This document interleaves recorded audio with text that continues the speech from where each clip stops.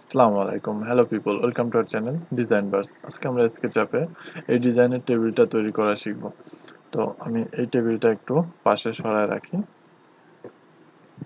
আচ্ছা তো প্রথমে আমরা এই পোরশনটা তৈরি করব এই পোরশনটা তৈরি করতে আমরা লাইনের ইউজ করব তো ফার্স্ট এদিকে আমি যাব 6 ইঞ্চ এদিকে আমি যাব 3 ইঞ্চ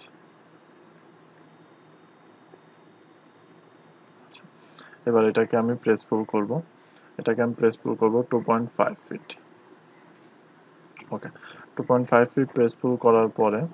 আমি কিছু লাইন নেব এখান থেকে এটাকে একটা রেক্ট্যাঙ্গেল শেপে আনার জন্য তো এটাকে আমি 3 ইঞ্চি নিচ্ছি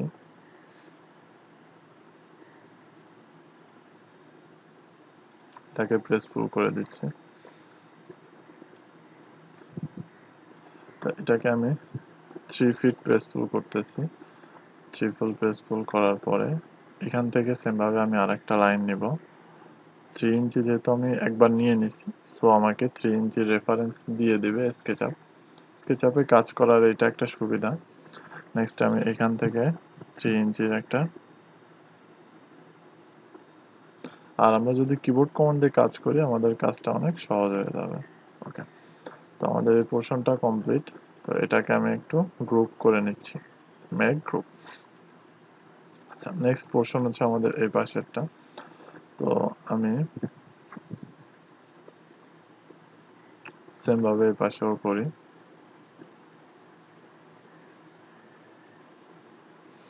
এই পাশে আমি দেব 3 ইঞ্চি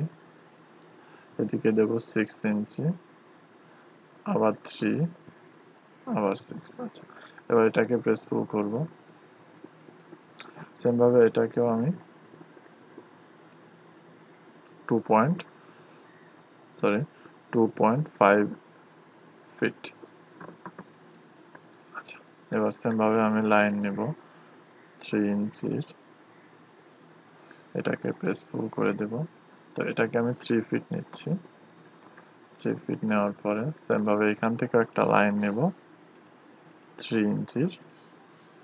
এটাকে আমি প্রেস পুল করব ঠিক এই পর্যন্ত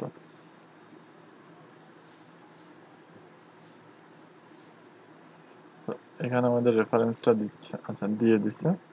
তো এখান থেকে আবার প্রেস পুল করব আমি এখানে বসাবো এক্সট্রা যদি লাইন থাকে অবশ্যই আমরা সেগুলো ইরেজ করে দেব আচ্ছা এবার এটাকে সিলেক্ট করে মেক গ্রুপ এটাকে মুভ করে নিয়ে আসি আমি ঠিক এই জায়গা ওকে জায়গা মতো বসছে এবার এইখান থেকে যেহেতু আমার ওই পাশেও আর একটা আছে তো আমি সেম ভাবে এটা আর এক পিস এই পাশে নিয়ে নিই কন্ট্রোল প্রেস করে ওকে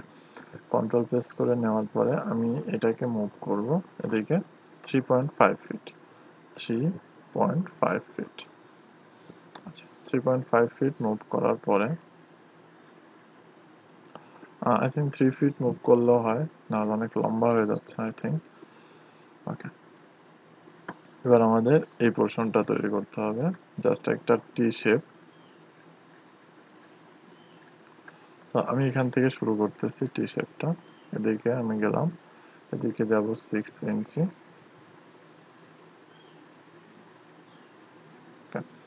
এবার এই পোর্শনটা এর সাথে মিলাই দিব মিলাই দেওয়ার পরে এখান থেকে আমরা মিড থেকে একটা লাইন নেব এদিকে আমি 3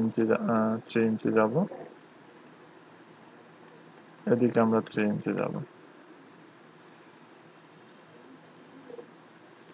এবার এটা ইরেজ করে দিব আই থিঙ্ক এখানে 6 ইঞ্চি হয়নি দেখি 6 হয়েছে কিনা 3 ইঞ্চি হয়েছে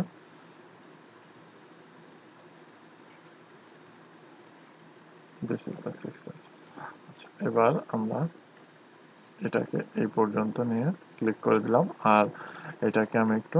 গ্রুপ করে নিচ্ছি যেহেতু আমাকে এটা মুভ করতে হবে এবং উপরেও নিতে হবে একটা পয়েন্টে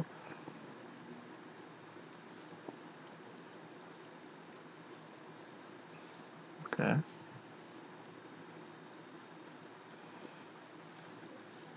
তো এটুকু কাজ আমাদের কমপ্লিট কমপ্লিট হয়ে যাওয়ার পরে আমাদের উপরে গ্লাস দিতে হবে, এটুকু আমাদের গ্লাস। এটাকে আমি প্রেস পুল করব 0.5 প্রেস পুল করার পরে এটাকে আমি একটু গ্রুপ করে নেব, মেক গ্রুপ, আর এটাকে একটু উপরের দিকে মুভ করব 0.3, সরি উল্টা মুভ হয়ে গেছে, 0.3। আচ্ছা, এটা মুভ করার কারণ হচ্ছে যাতে দুইটা সারফেস একসাথে লেগে গেলে ওখানে সারফেসটা অন্যরকম দেখায়, এটা যেন না হয়, দ্যাটস ওয়াই। এদিকে আমি খানিকটা বাড়ায় দিলাম, এদিকেও আমি খানিকটা বাড়ায় দিলাম। আচ্ছা, এবার আমাদের কালার করতে হবে। আমরা সেম কালারটা নিতে পারি এখান থেকে,